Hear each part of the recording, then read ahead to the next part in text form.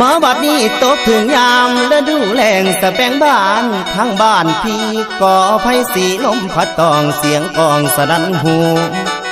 แสนคิดทอดยอดสู่ยามอยู่ห่างน้อไกลกันคุณแล้วสะแบงบ้านลมพัดปิ่นหมุนดอกลงพื้นสุดที่ฟื้นทนใดอุกภายในหัวใจพี่นางเอ้ยนางไงกูละอายนี่หนพรบ่พรบ่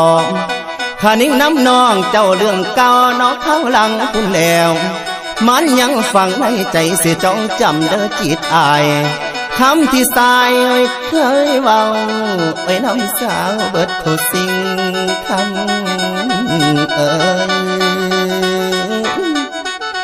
คำให้คำความที่ยิ่งบอกนั้นยังจำอันแม่นบ่ไหมน้องว่าน้องฮัก